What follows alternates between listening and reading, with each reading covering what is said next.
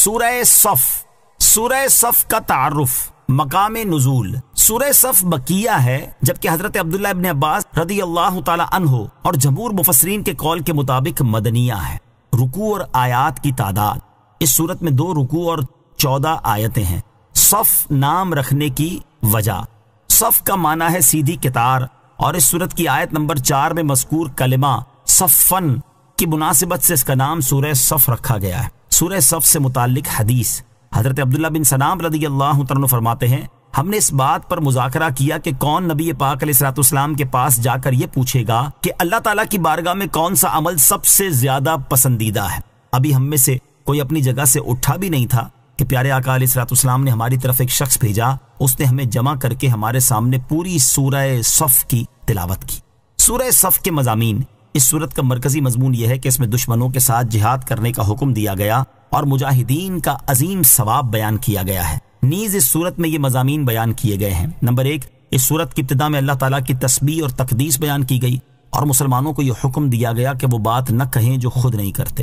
Number 2، یہ بتایا گیا کہ جو لوگ اللہ تعالیٰ کی راہ میں اس طرح صفیں باندھ کر لڑتے ہیں گویا وہ سیسا پلائی دیوار ہیں، ان سے اللہ تعالیٰ محبت فرماتا ہے. نمبر 3، اللہ تعالیٰ اور اس کے رسول علیہ الصلوۃ والسلام کی نافرمانی کرنے اور دین میں تفرقہ بازی سے منع کیا گیا اور بتایا گیا کہ یہ یہودیوں اور عیسائیوں کا طریقہ ہے. نمبر 4، مسلمانوں کو یہ بشارت دی گئی کہ اللہ تعالیٰ نے اپنے حبیب علیہ الصلوۃ والسلام کو ہدایت اور سچے دین کے ساتھ بھیجا ہے اور یہ دین سب دینوں پر غالب ہوگا اگرچہ مشرکوں کو ناپسند ہو. نمبر 5، مسلمانوں کے سامنے اخروی عذاب سے نجات کا راستہ بیان کیا گیا کہ وہ اللہ تعالیٰ اور اس کے رسول علیہ الصلوۃ والسلام پر ایمان رکھیں اور اللہ تعالیٰ کی راہ میں اپنے مالوں اور اپنی جانوں کے ساتھ جہاد کریں. نمبر 6، اس صورت کے آخر میں مسلمانوں کو اللہ تعالیٰ کے دین کا مددگار بننے کا حکم دیا گیا اور ان کے سامنے حضرت عیسیٰ علیہ الصلوۃ والسلام اور ان کے حواریوں کی ایک مثال بیان فرمائی گئی. سورہ ممتحنہ کے ساتھ مناسبت.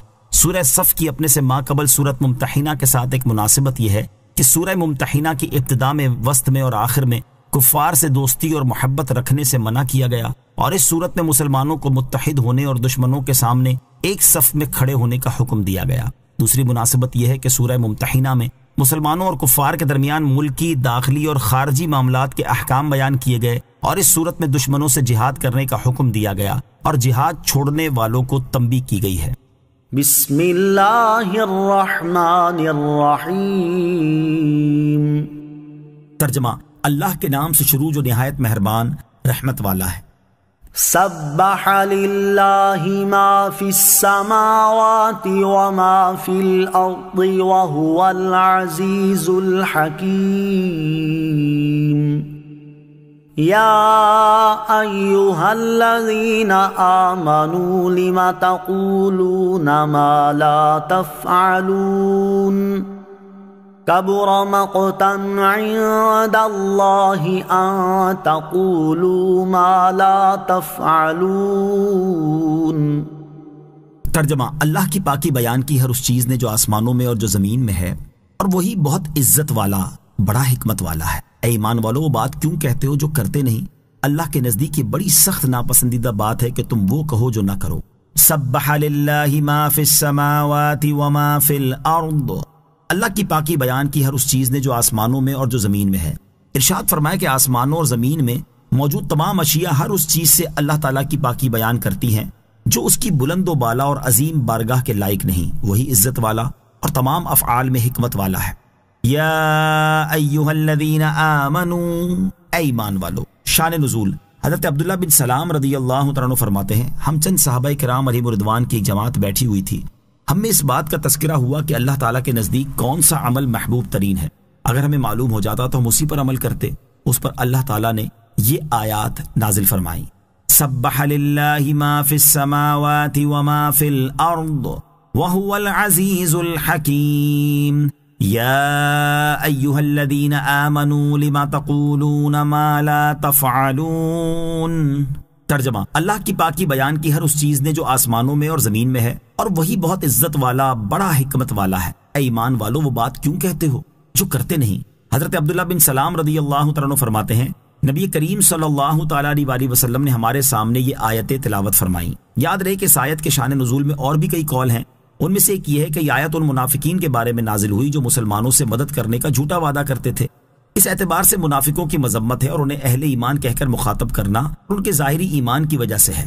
اور اگر یہ آیت صحابہ کرام علیہ رضوان کے بارے میں نازل ہوئی ہے تو اس میں ان کی مذمت نہیں بلکہ تربیت فرمائی گئی ہے کہ ایسے دعوے کرنا درست نہیں، کیونکہ آنے والے وقت کا معلوم نہیں کہ کیسا آئے، ممکن ہے کہ اس وقت کسی وجہ سے وہ یہ دعویٰ پورا نہ کر سکیں۔ قول اور فعل میں تضاد نہیں ہونا چاہیے۔ اس آیت سے معلوم ہوا کہ قول اور فعل میں تضاد نہیں ہونا چاہیے بلکہ اپنے قول کے مطابق عمل بھی کرنا چاہیے۔ یاد رہے کہ اس تضاد کی بہت سی صورتیں ہیں، جیسے لوگوں کو اچھی باتیں بتانا لیکن خود ان پر عمل نہ کرنا، یا کسی سے وعدہ کرنا اور اس وقت یہ خیال کرنا کہ میں یہ کام کروں گا ہی نہیں، صرف زبانی وعدہ کر لیتا ہوں وغیرہ، یعنی ایک بات کہہ دیتا ہوں لیکن پوری نہیں کروں گا۔ احادیث میں ان چیزوں کی خاص طور پر شدید مذمت اور وعید بیان کی گئی ہے۔ چنانچہ جو لوگوں کو نیکی کی دعوت دیتے ہیں اور خود برائیوں میں مبتلا رہتے ہیں، ان کے بارے میں حضرت اسامہ رضی اللہ تعالیٰ عنہ سے روایت ہے، رسول اللہ صلی اللہ تعالیٰ علیہ وسلم نے ارشاد فرمایا، قیامت کے دن ایک شخص کو لایا جائے گا، پھر اسے دوزخ میں ڈال دیا جائے گا، اس کی انتڑیاں دوزخ میں بکھر جائیں گی اور وہ اس طرح گردش کر رہا ہوگا جس طرح چکی کے گرد گدھا گردش کرتا ہے۔ جہنمی اس کے گرد جمع ہو کر اس سے کہیں گے، اے فلاں کیا بات ہے، تم تو ہم کو نیکی کی دعوت دیتے تھے اور برائی سے منع کرتے تھے۔ وہ کہے گا، میں تم کو نیکی کی دعوت دیتا تھا لیکن خود نیک کام نہیں کرتا تھا، اور میں تم کو تو برائی سے روکتا تھا مگر خود برے کام کرتا تھا۔ حضرت انس بن مالک رضی اللہ تعالیٰ عنہ سے روایت ہے، تاجدار رسالت صلی اللہ تعالیٰ علیہ وسلم نے ارشاد فرمایا، شب معراج میرا گزر ایسے لوگوں کے پاس سے ہوا جن کے ہونٹ آگ کی کینچیوں سے کاٹے جا رہے تھے۔ میں نے پوچھا، اے جبرائیل علیہ السلام یہ کون لوگ ہیں؟ انہوں نے عرض کی، یہ آپ کی امت کے وہ واز کرنے والے ہیں جو وہ باتیں کہتے تھے جن پر خود عمل نہیں کرتے تھے۔ اور وعدہ خلافی کرنے والوں کے بارے میں حضرت علی المرتضیٰ کرم اللہ تعالی وجہ الکریم سے روایت ہے، جو کسی مسلمان سے عہد شکنی کرے اس پر اللہ تعالیٰ، فرشتوں اور تمام انسانوں کی لعنت ہے، اور اس کا کوئی فرض قبول ہوگا نہ نفل۔ یوں ہی آیت کا یہ مطلب بھی ہو سکتا ہے کہ جو کام تم کرتے نہیں ہو اس کے دعوے نہیں کرو۔ جیسے ایک آدمی غریبوں کی مدد نہیں کرتا لیکن دعویٰ یہ کرتا ہے کہ وہ غریبوں کی بہت مدد کرتا ہے، تو یہ محض جھوٹا دعویٰ ہے اور کچھ بھی نہیں۔ یہ ایک آدمی ایک کام کرنے کا دعویٰ کرے لیکن اسے پورا نہ کرے، جیسے کہے کہ فلاں جگہ کے غریبوں کی اتنی مدد کروں گا لیکن کہتے ہوئے دل میں موجود ہو کہ عمل نہیں کروں گا، تو گویا جو کہتے ہیں وہ کرتے نہیں۔ اللہ تعالیٰ ہمیں قول اور فعل کے تضاد سے بچنے کی توفیق عطا فرمائے، آمین۔ ان اللہ یحب الذین یقاتلون فی سبیلہ صفا کأنہم بنیان مرصوص۔ ترجمہ، بے شک اللہ ان لوگوں سے محبت فرماتا ہے جو اس کی راہ میں اس طرح صفے باندھ کر لڑتے ہیں گویا وہ سیسا پلائی ہوئی دیوار ہیں۔ ان اللہ یحب الذین، بے شک اللہ ان لوگوں سے محبت فرماتا ہے۔ ارشاد فرمایا کہ بے شک اللہ تعالیٰ ان لوگوں سے محبت فرماتا ہے جو اس کی راہ میں جنگ کے دوران اس طرح صفے باندھ کر لڑتے ہیں گویا وہ سیسا پلائی دیوار ہیں، ان میں ایک سے دوسرا ملا ہوا، ہر ایک اپنی اپنی جگہ جمع ہوا، اور دشمن کے مقابلے میں سب کے سب ایک چیز کی طرح ہے۔ مقصود یہ ہے کہ اللہ تعالیٰ کو بہادر مجاہد پسند ہیں جو ڈٹ کر کفار کا مقابلہ کریں اور پیٹھ نہ دکھائیں۔ اس زمانے میں چونکہ جہاد میں صفیں باندھی جاتی تھی اس لیے یہاں صف کا ذکر ہوا، جبکہ ہمارے دور میں اب صفیں باندھ کر بھی جہاد کی صورت ہو سکتی ہے اور دوسرے طریقے سے بھی، اور اب ہر وہ طریقہ اس میں شامل ہوگا جس میں ایک مفید نظم و ضبط ہو اور جو آپس میں ایک دوسرے کی قوت و طاقت و دوسروں پر فتح کا ذریعہ بنے۔ وَإِذْ قَالَ مُوسَى لِقَوْمِهِ يَا قَوْمِ لِمَ تُؤْذُونَنِي وَقَدْ تَعْلَمُونَ أَنِّي رَسُولُ اللَّهِ إِلَيْكُمْ فَلَمَّا زَاغُوا أَزَاغَ اللَّهُ قُلُوبَهُمْ وَاللَّهُ لَا يَهْدِي الْقَوْمَ الْفَاسِقِينَ۔ ترجمہ، اور یاد کرو جب موسیٰ نے اپنی قوم سے فرمایا، اے میری قوم مجھے کیوں ستاتے ہو حالانکہ تم جانتے ہو کہ میں تمہاری طرف اللہ کا رسول ہوں۔ پھر جب وہ ٹیڑے ہوئے تو اللہ نے ان کے دل ٹیڑے کر دیے، اور اللہ نافرمان لوگوں کو ہدایت نہیں دیتا۔ وَإِذْ قَالَ مُوسَىٰ لِقَوْمِهِ، اور یاد کرو جب موسیٰ نے اپنی قوم سے فرمایا، یعنی اے حبیب صلی اللہ تعالیٰ علیہ وسلم اپنی قوم کے سامنے وہ واقعہ بیان کریں جب حضرت موسیٰ علیہ السلام نے اپنی قوم سے فرمایا، اے میری قوم آیات کا انکار کر کے اور میرے اوپر جھوٹی تہمتیں لگا کر مجھے کیوں ستاتے ہو، حالانکہ تم یقین کے ساتھ جانتے ہو کہ میں تمہاری طرف اللہ تعالیٰ کا رسول ہوں، اور رسول کی تعظیم واجب، ان کی توقیر اور احترام لازم ہے، اور انہیں ایذا دینا سخت حرام اور انتہا درجے کی بدنصیبی ہے۔ پھر جب وہ حضرت موسیٰ علیہ السلام کو ایذا دے کر راہ حق سے منحرف اور ٹیڑے ہوئے تو اللہ تعالیٰ نے انہیں اتباع حق کی توفیق سے محروم کر کے ان کے دل ٹیڑے کر دیے، اور اللہ تعالیٰ ان لوگوں کو ہدایت نہیں دیتا جو اس کے علم میں نافرمان ہیں۔ اس آیت میں تنبیہ ہے کہ رسولوں علیہ السلام کو ایذا دینا شدید ترین جرم ہے، اور اس کے وبال سے دل ٹیڑے ہو جاتے ہیں اور آدمی ہدایت سے محروم ہو جاتا ہے۔ وَإِذْ قَالَ عِيسَى ابْنُ مَرْيَمَ يَا بَنِي إِسْرَائِيلَ إِنِّي رَسُولُ اللَّهِ إِلَيْكُمْ مُصَدِّقًا لِمَا بَيْنَ يَدَيَّ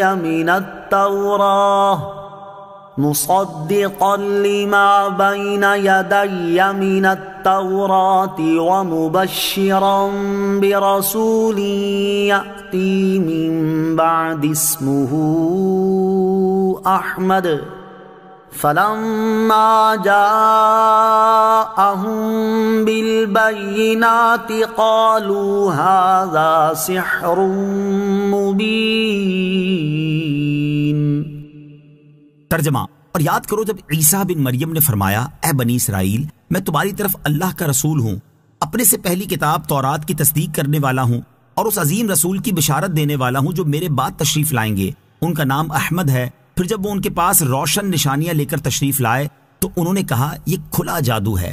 وَإِذْ قَالَ عِيسَى ابْنُ مَرْيَمَ، اور یاد کرو جب عیسیٰ بن مریم نے فرمایا، ارشاد فرمایا کہ یاد کرو جب حضرت عیسیٰ بن مریم علیہ السلام نے فرمایا، اے بنی اسرائیل، میں تمہاری طرف اللہ تعالیٰ کا بھیجا ہوا رسول ہوں، اپنے سے پہلی کتاب توریت کی تصدیق اور اللہ تعالیٰ کی دیگر کتابوں کا اقرار و اعتراف کرتا ہوں، اور مجھ سے پہلے تشریف لانے والے تمام انبیاء کرام علیہ السلام کو مانتا ہوں، اور اس عظیم رسول کی بشارت دیتا ہوں جو میرے بعد تشریف لائیں گے، ان کا نام احمد ہے۔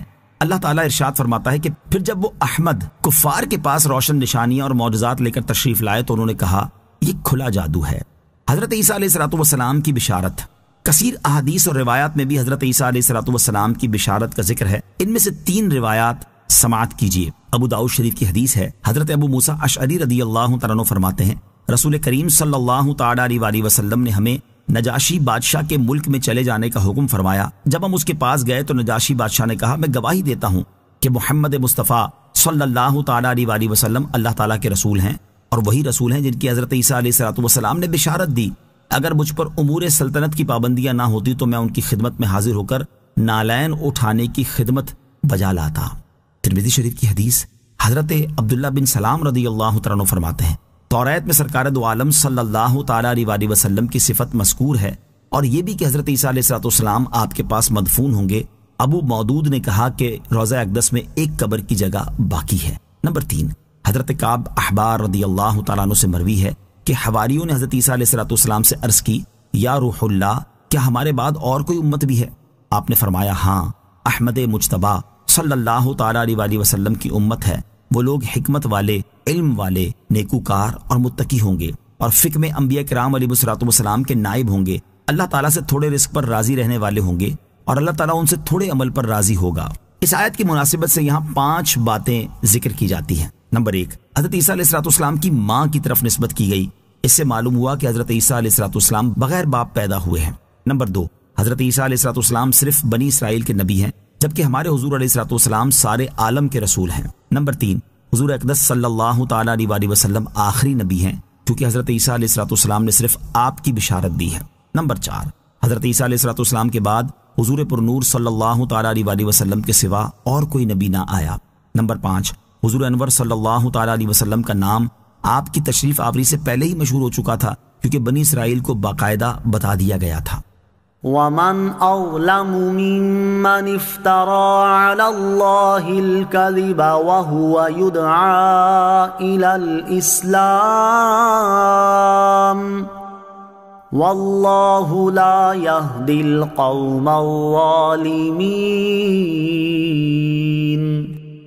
ترجمہ، اور اس سے بڑھ کر ظالم کون جو اللہ پر جھوٹ باندھے حالانکہ اسے اسلام کی طرف بلایا جاتا ہو، اور اللہ ظالم لوگوں کو ہدایت نہیں دیتا۔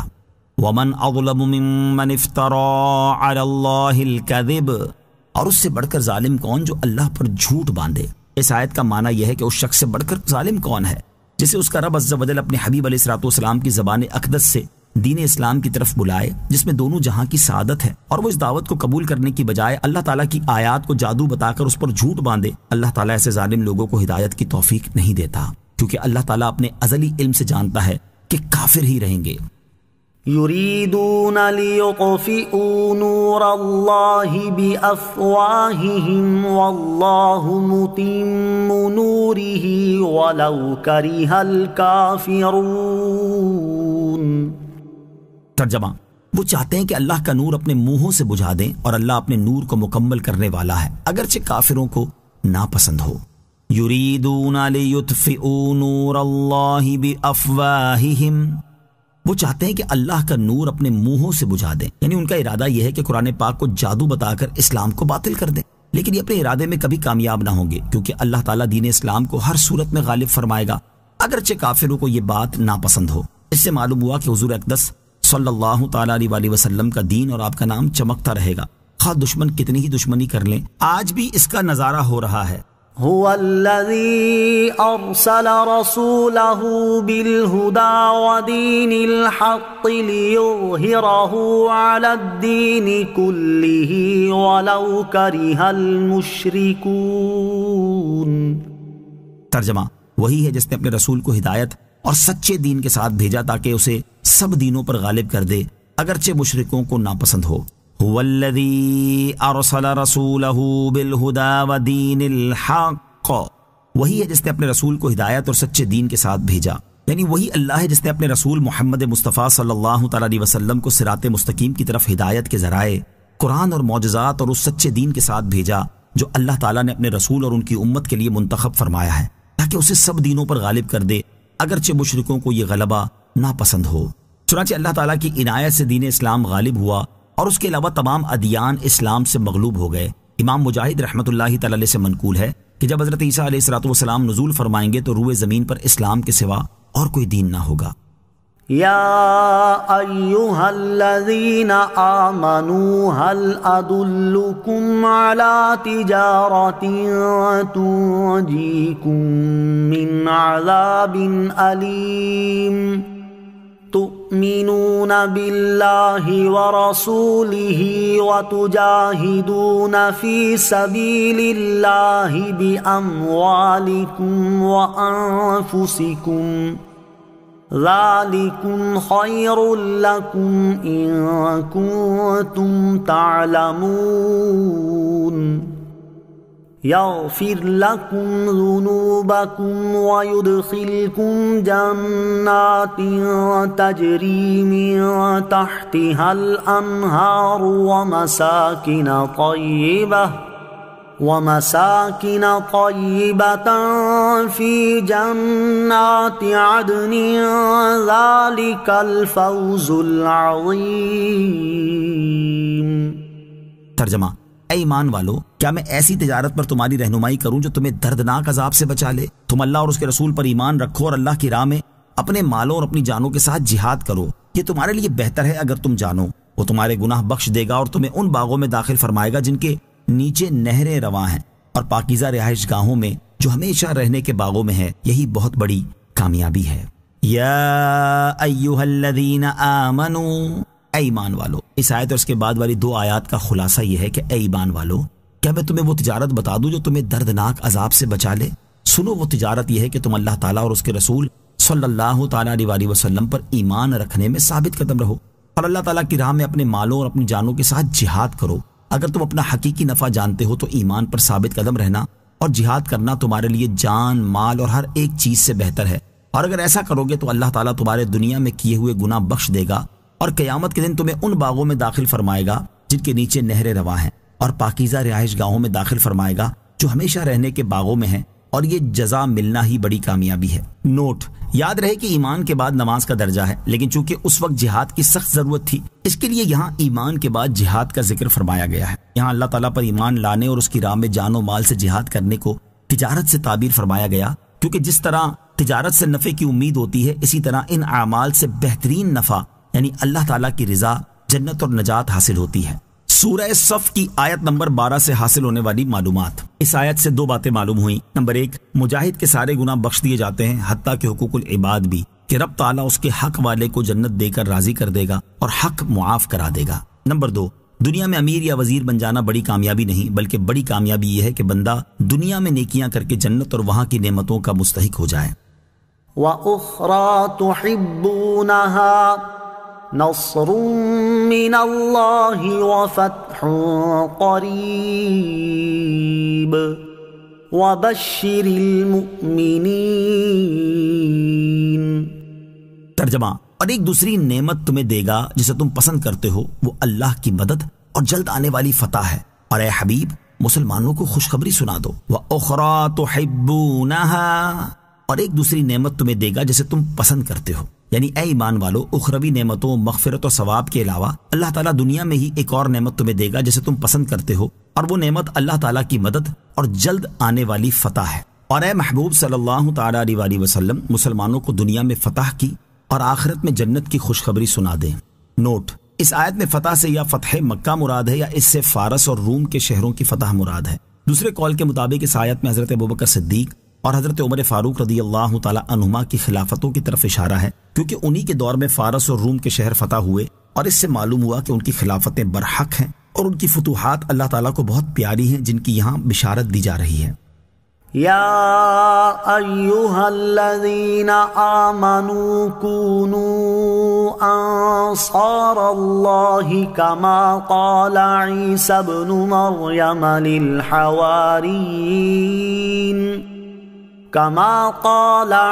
ابن مريم للحواريين من أنصاري إلى الله قال الحواريون نحن أنصار الله فآمنت طائفة من بني إسرائيل